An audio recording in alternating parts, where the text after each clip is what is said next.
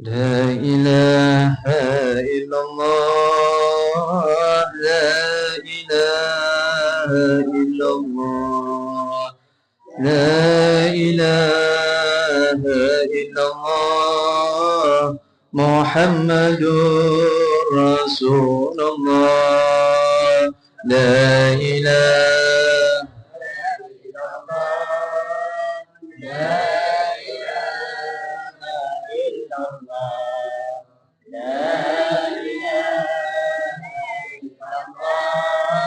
محمد رسول الله يا حنان يا منان يا قديم الإحسان بعر جودك مليان جد لنا بالغفران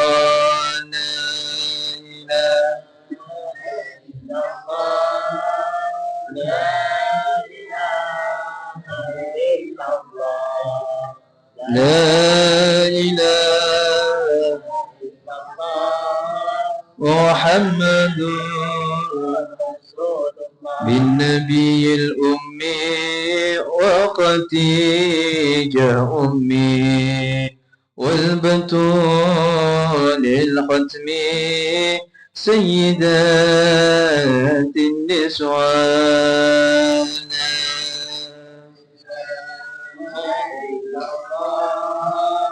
لا إله إلا الله لا إله محمد بسم الله الرحمن الرحيم السلام عليكم ورحمة الله وبركاته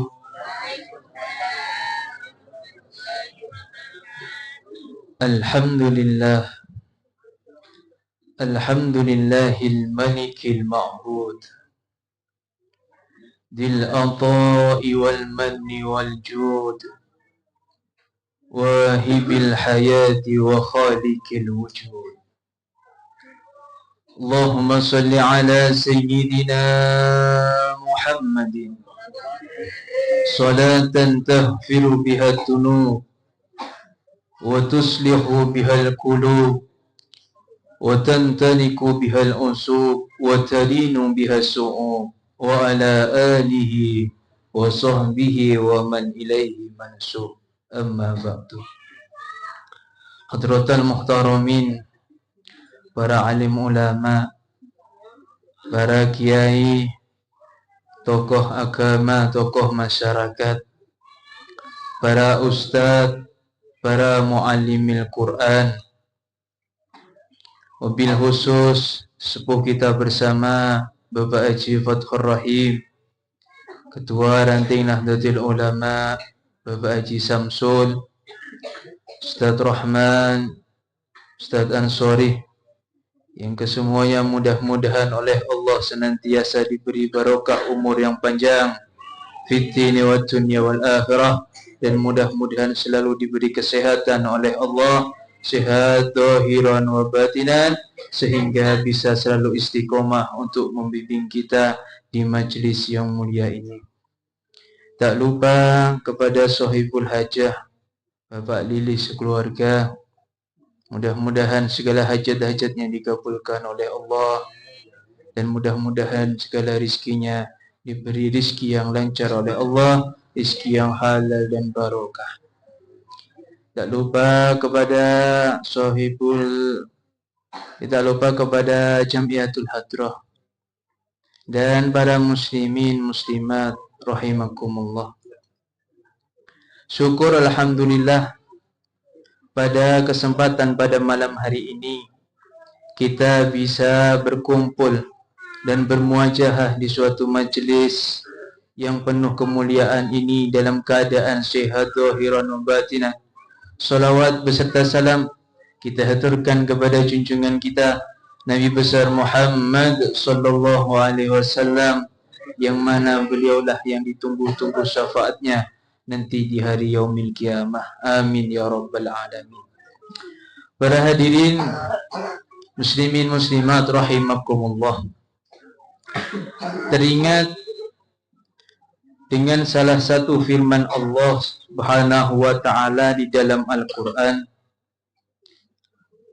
bahwasanya Allah Subhanahu wa taala pernah berfirman, Bismillahirrahmanirrahim, wa lanabluwannakum bi syai'in minal khawfi wal ju'i wa naqsim minal amwal wal anfusi was samarat wa basyiris sabirin. Jadi perlu kita perhatikan para hadirin, bahwasanya di dunia ini akan ada sesuatu yang ini akan singgah di kehidupan kita. Apakah sesuatu tersebut? Sesuatu tersebut adalah sebuah ujian dari Allah Subhanahu wa ta'ala.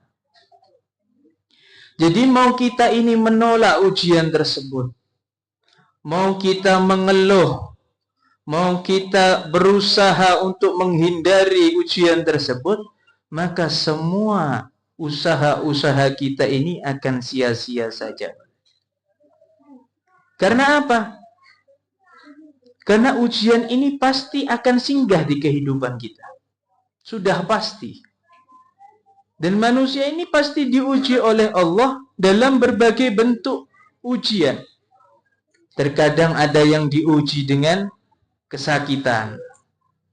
Terkadang ada yang diuji dengan kehilangan, kesedihan, dan lain sebagainya. Akan tetapi Allah Subhanahu wa ta'ala sudah menjanjikan pahala yang besar bagi orang-orang yang mau bersabar dalam ujian-ujian yang telah Allah berikan. Seperti halnya yang telah difirmankan oleh Allah di dalam Al-Quran, Innama yuwaffas sabiruna ujurahum bighairi hisab, kata Allah. Sesungguhnya orang-orang yang bersabarlah yang akan dicukupkan pahala tanpa batas. Jadi orang yang sabar ini, para hadirin, orang yang sabar ini akan diberi pahala yang sangat luar biasa. Dan pahala tersebut tanpa ada batasnya Allah akan memberi. Sedangkan sabar sendiri ini sesungguhnya adalah bentengnya hati. Bentengnya hati ini adalah kesabaran. Dan sabar ini ternyata tidak akan lemah sampai kapanpun. Saya mau tanya, panjenengan semua pernah tahu orang yang sabar ini lemah? Pernah tahu apa enggak? Kenapa orang sabar ini tidak lemah? Karena walaupun orang sabar ini diberi ujian oleh Allah, akan tetapi dia tidak mengetahui tidak menampakkan bahwa dirinya ini diberi ujian oleh Allah Subhanahu wa ta'ala. Akan tetapi kalau orang yang tidak sabar ini ketika diberi ujian mesti dia mengeluh. Ya atau tidak? Mesti mengeluh. Ya Allah, kenapa saya ini kok diberi ujian seperti ini? Mesti itu tidak. Jadi orang yang sebenarnya orang yang paling kuat ini adalah orang yang sabar, para hadirin. Bukan orang yang yang olahraganya luar biasa, bukan. Bukan orang yang makannya banyak, bukan.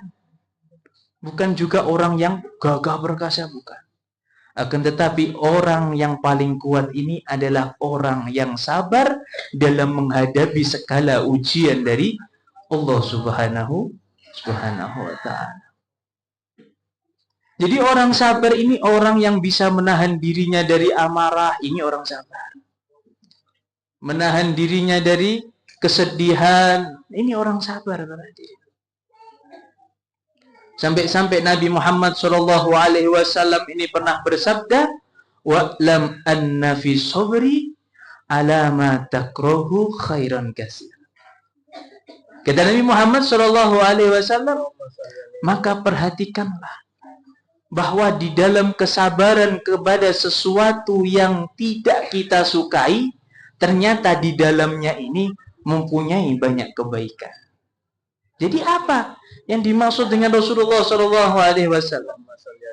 Jadi ujian dan musibah ini kan adalah sesuatu yang tidak kita inginkan, sesuatu yang kita tidak sukai. Akan tetapi di dalam ujian tersebut mengandung banyak kebaikan, kata Rasulullah SAW. Jadi untuk itu, kalau kita ini menginginkan sebuah ujian kita ini menjadi pahala yang bisa mengangkat derajat kita di sisi Allah Subhanahu wa Ta'ala, cara satu-satunya adalah dengan kesabaran. Jadi orang kalau hidup di dunia ini tidak mau dengan ujian dari Allah Subhanahu wa Ta'ala, kuncinya hanya satu, mati.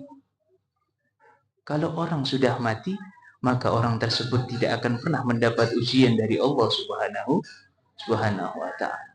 Dan sebaliknya, ketika orang tersebut masih ingin hidup di dunia ini, maka harus siap untuk menerima ujian dari Allah Subhanahu wa Ta'ala. Karena kesabaran ini, para hadirin, yang bisa menjadi penyebab kebahagiaan kita hidup di dunia sampai dengan di akhirat. Shallu ala Nabi Muhammad. Para hadirin yang dimuliakan oleh Allah, sabar sendiri dalam pandangan Islam ini dibagi beberapa macam. Yang pertama adalah sabar dalam menaati segala perintah-perintah Allah Subhanahu wa Ta'ala. Jadi yang dimaksud dalam hal ini adalah kita ini harus senantiasa sabar dan ikhlas serta istiqomah dalam menjalankan perintah Allah Subhanahu wa Ta'ala. Karena Allah Subhanahu wa Ta'ala sudah menjanjikan pahala yang begitu besar, yakni surga, bagi orang yang mau sabar dan istiqomah dalam melakukan segala perintah-perintah Allah Subhanahu wa Ta'ala. Contohnya, dengan kita istiqomah dalam ibadah, kita tetap jaga jamaah kita tetap jaga sholat 5 waktu kita dengan tepat waktu, walaupun itu sibuk, walaupun itu lelah, walaupun itu digoda dengan malas terkadang. Kalau kita sabar, istiqomah, pasti kita akan meninggalkan kesibukan tersebut walaupun beberapa menit untuk melaksanakan sholat pada Allah Subhanahu wa Ta'ala. Terkadang sekarang banyak orang yang sibuk kerja, itu banyak yang melupakan sholat. Akan tetapi kalau orang tersebut mempunyai kesabaran, keikhlasan dan istiqomah, pasti orang tersebut mau meninggalkan pekerjaan tersebut untuk melakukan sholat. Karena Allah sudah menjanjikan akan diberi surga kepada orang yang sabar dan mau istiqomah dalam menjalankan perintah Allah Subhanahu wa Ta'ala. Ini yang pertama. Kemudian sabar yang kedua. Sabar yang kedua ini adalah sabar dalam meninggalkan segala larangan-larangan Allah Subhanahu wa Ta'ala. Jadi yang dimaksud dalam hal ini adalah kita ini harus senantiasa menahan diri daripada sesuatu yang telah dilarang oleh Allah Subhanahu wa Ta'ala. Contohnya adalah menahan hawa nafsu, menahan syahwat. Ini penting, karena sabar dalam hal ini adalah sabar dalam untuk menghormati diri kita sendiri, untuk menjauhi larangan Allah dari zina atau dari menutup aurat. Jadi ini adalah salah satu contoh sabar dalam menjauhi segala larangan-larangan Allah Subhanahu wa Ta'ala. Jadi terkadang anak-anak muda ini terkadang punya teman, sama temannya ini diajak minum minuman keras, terkadang diajak mencuri, yang paling sering lagi diajak kumpul. Ternyata di dalam perkumpulan tersebut ada perempuan yang bukan bukan muhrimnya. Jadi ini kalau bisa kita hindari hal seperti ini. Kita hindari. Dan kita harus sadar para diri. Karena kita ini bukan hanya 24 jam. Akan tetapi setiap detik, setiap menit, kita ini diawasi oleh Allah Subhanahu wa ta'ala. Jadi ketika kita mau melakukan kemaksiatan, seumpama kita mau melakukan minum-minuman keras, kita harus sadar, oh ada Allah yang lagi mengawasi kita. Ketika kita akan melakukan kemaksiatan, kita harus sadar bahwa Allah telah mengawasi kita. Karena sampai para ulama ini mengatakan, jadi orang yang menahan diri dari kemaksiatan ini lebih mulia daripada orang yang mengerjakan amalan sunnah sebanyak-banyaknya. Karena sesungguhnya menahan diri dari kemaksiatan ini adalah sebuah kewajiban untuk kita. Karena menahan diri dari kemaksiatan ini membutuhkan perjuangan yang sangat ekstra. Karena yang kita lawan ini adalah hawa nafsu dan godaan setan. Jadi manusia ini kalau mau meninggalkan hal maksiat, ini mesti setan ini berbisik-bisik. Mesti berbisik-bisik. Jangan tinggalkan hal itu, jangan tinggalkan hal itu. Jadi kita ini harus berjuang dengan sabar untuk melawan hawa nafsu dan godaan setan ini agar kita ini berhasil untuk menjauhi segala larangan-larangan Allah Subhanahu wa ta'ala. Ini sabar yang nomor 2. Yang terakhir, sabar yang nomor 3. Sabar yang nomor 3 ini adalah sabar dalam menerima segala takdir dari Allah Subhanahu wa ta'ala.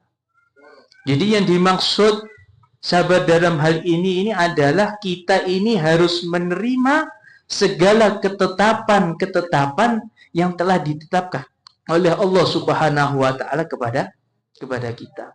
Entah itu baik, entah itu buruk, maka kita harus menerimanya. Contohnya, ketika kita diberi ujian sakit oleh Allah, ketika kita diberi musibah, kehilangan oleh Allah, maka kita ini harus tenang. Tenang, tidak marah, tidak mengeluh, dan sholat, zikir tetap kita kerjakan. Ini merupakan sebuah sabar dalam menerima takdir dari Allah Subhanahu. Kalau orang tidak sabar menerima takdir ini, dikasih musibah kehilangan, kadang habisuan, Pak. Mungkin. Ini orang yang tidak sabar. Makanya orang ini harus sabar menerima takdir. Karena apa? Karena ternyata di balik segala ujian, di balik segala musibah dari Allah, pasti ada hikmah yang luar biasa dari sesuatu tersebut. Jadi seumpama kita ini mempunyai keinginan, ya Allah, saya ini ingin punya rumah, ya Allah, ingin bangun rumah dulu, ya Allah. Pasti Allah akan menurunkan ujian dulu sebelum sampean bisa bangun rumah. Iya apa tidak? Dan kita harus menerima itu. Menerima ujian tersebut. Kalau kita tidak bisa menerima ujian tersebut, maka Allah tidak akan bisa memberi kelancaran sampean semua untuk membangun rumah. Jadi tugas kita ini adalah apa? Ketika kita diuji dengan musibah atau lain sebagainya, maka tugas kita ini adalah selalu berdoa dan berusaha agar apa para diri? Agar Allah ini menolong kita. Sebagaimana yang telah difirmankan oleh Allah dalam Al-Quran, fasabrun jamil wallahul musta'anu ala ma tasifun. Kata Allah, sikap sabar yang baik adalah sikapku, dan Allah sajalah tempat meminta pertolongan. Jadi intinya adalah apa? Intinya air mata yang menetes karena kesabaran dan luka yang ditahan dengan sabar ini para hadirin, nanti oleh Allah akan diganti dengan pahala dan kemuliaan yang sangat luar biasa. Oleh karena itu, ayo kita latih hati kita ini agar selalu bersabar dalam segala ujian yang telah Allah berikan kepada kita. Karena sesungguhnya ujian ini tidak akan selama-lamanya, tidak akan. Akan tetapi pahala dari kesabaran itulah yang akan abadi dan kekal selama-lamanya. Allahumma ja'alna minas sabirin warzuqna qalban radiyan wasabitan fil mihan. Ya Allah, mudah-mudahan Engkau jadikan kita semua ini sebagai orang yang selalu bersabar dalam menghadapi segala ujian-ujian, dan mudah-mudahan Allah beri kita ini hati yang teguh dan tenang dengan apa-apa yang telah diuji oleh Allah, dengan kesabaran yang sangat luar biasa. Amin amin ya rabbal alamin. Kiranya ini yang bisa saya sampaikan, mudah-mudahan menjadi ilmu yang barokah, menjadi ilmu yang bermanfaat fid dini wad dunya wal akhirah. Allahumma hdina bihudak waj'alna mimman yusari'u fi ridha wa la tuwallina waliyan siwa wa la taj'alna mimman khalafa amraka wa asa. Wa hasbunallahu wa ni'mal wakil, ni'mal maula wa ni'man nasir, wa la haula wa la quwata illa billahil aliyyil azim. Wa sallallahu ala sayyidina Muhammadin wa ala alihi wa sahbihi wasallam. Alhamdulillahi rabbil alamin. Assalamualaikum warahmatullahi wabarakatuh.